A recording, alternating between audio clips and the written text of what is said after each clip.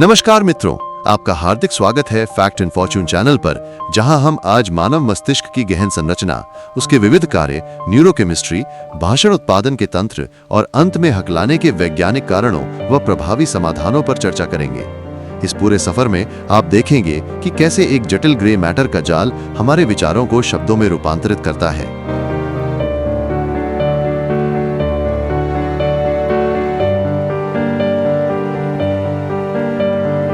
सबसे पहले हम मस्तिष्क को तीन बड़े विभागों सेरिब्रम, सेरिबेलम और ब्रेनस्टेम में विभाजित करके देखेंगे। जहां सेरिब्रम हमारी उच्च स्तरीय संज्ञानात्मक क्रियाएं संभालता है, सेरिबेलम गतिशील समन्वय और संतुलन की गारंटी देता है, और ब्रेनस्टेम हमारे जीवन निर्वाह के लिए अनिवार्य स्वायत्त कार्य जैसे श्वसन और हृदय गति को नियंत्रित करता है। सेरिब्रम, जिसे हम कॉर्टेक्स भी कहते हैं, चार प्रमुख लोब्स फ्रंटल, पैराइटल, टेम्पोरल और ऑक्सिपिटल में विभाजित होता है। जहां फ्रंटल लोब हमारे निर्णय लेने, समस्या सुलझाने और व्यक्तित्व के कई पहलुओं की मेजबानी करता है।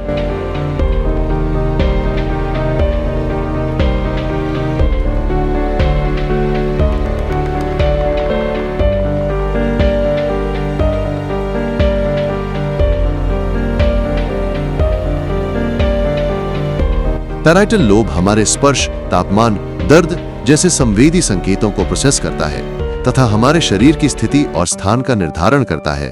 वहीं टेम्पोरल लोब सुनने, भाषा की समझ और दीर्घकालिक स्मृतियों के निर्माण में केंद्रीय भूमिका निभाता है, और अंत में ऑक्सिपिटल लोब दृष्टि संबंधी जानकारी का मुख्य केंद्र होता है।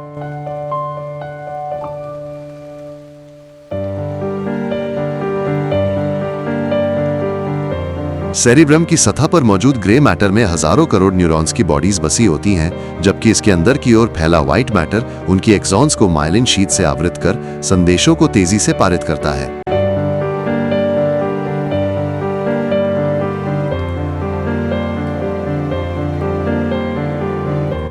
लगभग इस ग्रे व्हाइट मैटर को तीन सुरक्षा परत दूरा, एराक्नॉइड और पिया आवृत करती है, तथा इनके बीच बहने वाला सेरेब्रोस्पाइनल फ्लूइड हमारे मस्तिष्क को झटकों से बचाते हुए पोषण भी प्रदान करता है।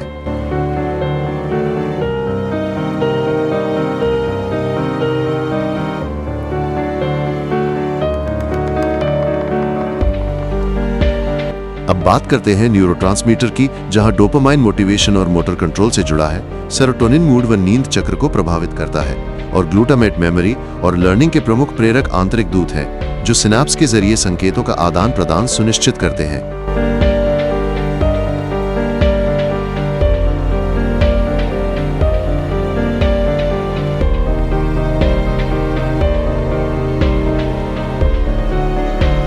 न्यूरोप्लास्टिसिटी की शक्ति से हमारा मस्तिष्क नए अनुभवों और अभ्यासों के आधार पर लगातार कनेक्शंस को मजबूत या संशोधित करता रहता है, जो सीखने, स्मृति निर्माण और पुराने इंजरी से उबरने में अमूल्य भूमिका निभाता है। हाइपोथैलेमस एवं पिट्यूटरी ग्लैंड हार्मोन रिलीज को नियंत्रित करते हुए शरीर के विभिन्न अंगों के साथ जटिल संवाद स्थापित करते हैं। उदाहरण के लिए कॉर्टिसोल तनाव प्रतिक्रिया को मॉड्यूलेट करता है, जबकि ऑक्सीटोसिन सामाजिक बंधन और विश्वास बढ़ाने में योगदान देता है। अब हम भाषण उत्पादन के तंत्र की ओर बढ़ते हैं, जहां पहला चरण होता है विचारों का शब्द रूप में अनुवाद, जिसके लिए ब्रोका एरिया, बाएं फ्रंटल लोब, व्याकरणिक संरचना व मोटर योजना बनाता है।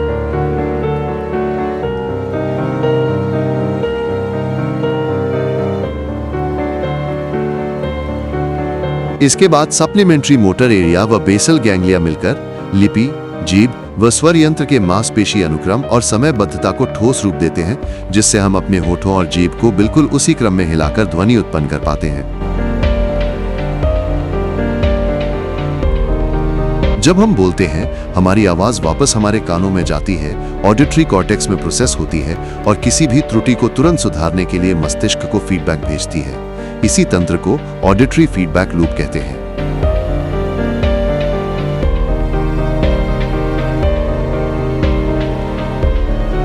भाषण की सहजता में डोपामाइन का महत्वपूर्ण योगदान होता है। कई शोध बताते हैं कि अगर डोपामाइन पाथवेज में असंतुलन हो तो ब्लॉकिंग या प्रोलोंगेशन जैसी असामान्यताएं उत्पन्न हो जाती हैं।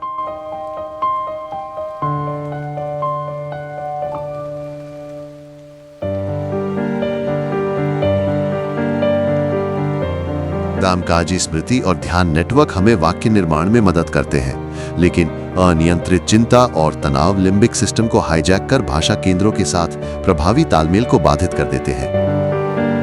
बातचीत की थेरेपी, धीमी गति से अभ्यास और संज्ञानात्मक व्यवहार तकनीकों के नियमित अभ्यास से मस्तिष्क में नई धारा प्रवाह पथिकाएं बनती हैं और पुरानी बाधाएं धीरे धीरे दूर होती हैं।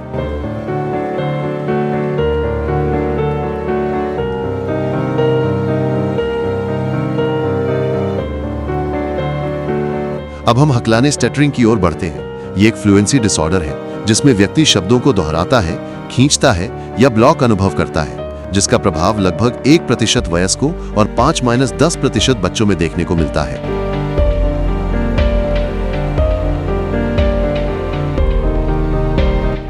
परिवार और जुड़वा अध्ययनों में पाया गया है कि स्टटरिंग में हेरिटेबिलिटी 0.4 से 0.8 तक होती है और GNPTAB, GNPTG जैसे जीन मस्तिष्क विकास व सिग्नल ट्रांसमिशन में बदलाव लाकर जोखिम बढ़ाते हैं।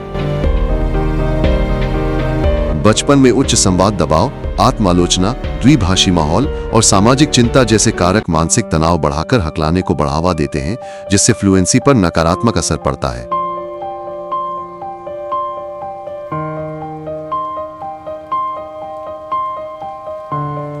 स्टटरिंग मॉडिफिकेशन, फ्लुएंसी शेपिंग, संज्ञानात्मक व्यवहार थेरेपी CBT तथा देरी वाली ऑडिटरी फीडबैक डिवाइस जैसी साक्ष्य आधारित विधियां व्यक्ति को नई बोलने की रणनीतियां सिखाकर आत्मविश्वास लौटाती हैं।